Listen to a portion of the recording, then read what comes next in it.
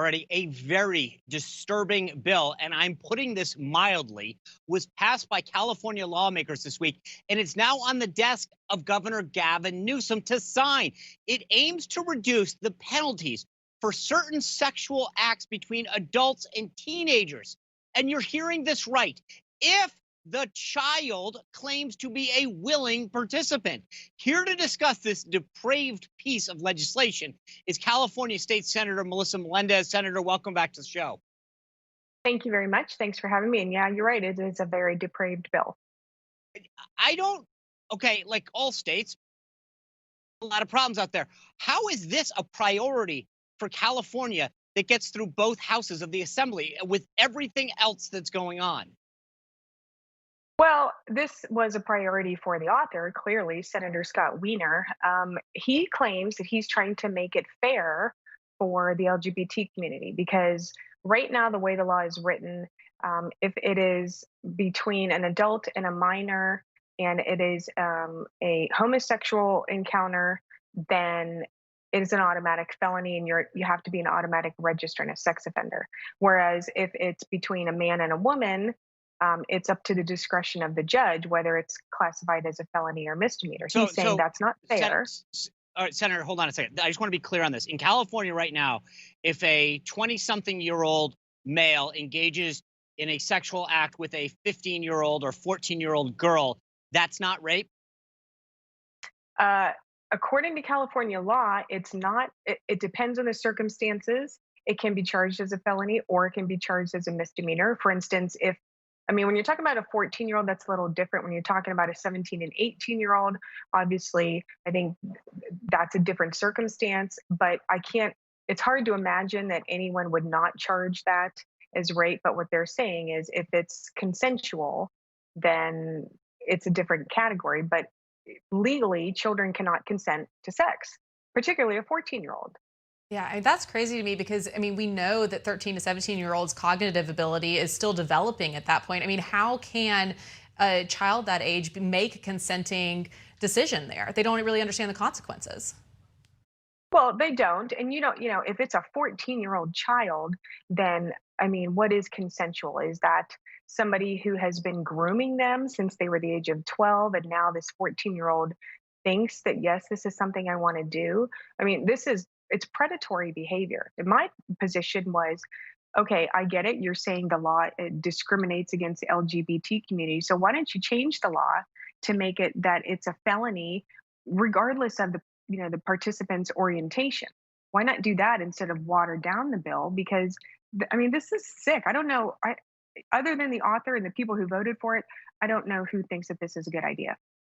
So that's what I don't get at. It wasn't like 5 people. A majority of the California legislature in the House and the Senate agreed that this was a big enough deal. You mentioned Senator Scott Wiener. Let me play for you the soundbite of him defending and explaining his piece of legislation.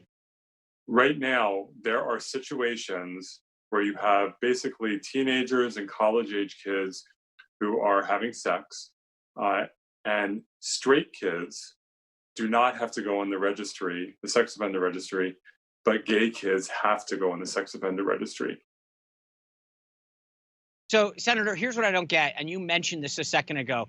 If a teenager cannot legally consent, that's why they're a teenager, right? They cannot legally engage in activities in which they're responsible. That's why they have parents, and you have to wait to the age of majority to consent. Why not change the law upwards instead of decrease it, right? So why not say, let's make it clear that it's illegal for a 20-something-year-old person to engage in any of this kind of activity with a teenager? Why not change it to make it clear on the other side as opposed to taking it down a notch? Well, and that was my point when we debated the bill was, why are you watering down the law and putting children in harm's way? Why don't you increase the penalty? And if you want to make it fair, fine. Make it fair for everyone and change the law for everyone that if you're having sex with a 14-year-old, you should have to register as the predator that you are and as a sex offender. But his line of thinking, I just don't understand.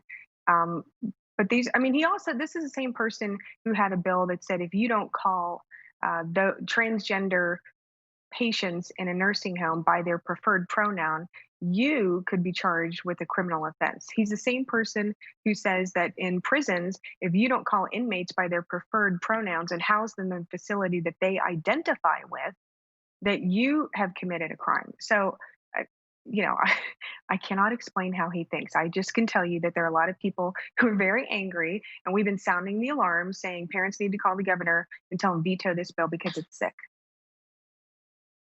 Yeah, and you mentioned the debate process, and we have a tweet that you sent out that was kind of calling out the Democrats for, I won't use the word, but a process that you don't agree with. Talk to us about that. I mean, what is happening with the debate that we're not even seeing a full and fulsome discussion about this?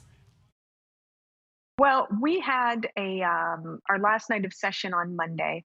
The problem was we had one Republican member who tested positive for COVID. So then they decided, well, all of you Republicans were together, so you all have to quarantine. So we were not allowed on the Senate floor the last few days of session to debate these bills. We had to participate remotely via Zoom. Well, you can imagine the type of games that they tried to play, because first they started off by trying to control our audio so that they could cut us off whenever they wanted or not call on us at all. And then they changed the rules and said, we're not only going to allow two people to debate each bill because they're trying to hurry up and get all their bad bills through. And, frankly, we raised holy hell about it, and we're able to kill probably 30 bills, I think, just by stalling them, and they ran out of time. It backfired clearly on them.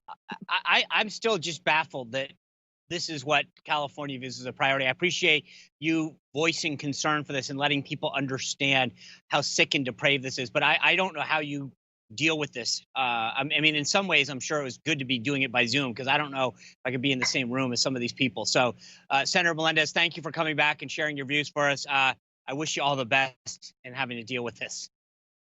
Thank you. Appreciate it. All right. There are allegations that the president made a few harsh comments about the nation's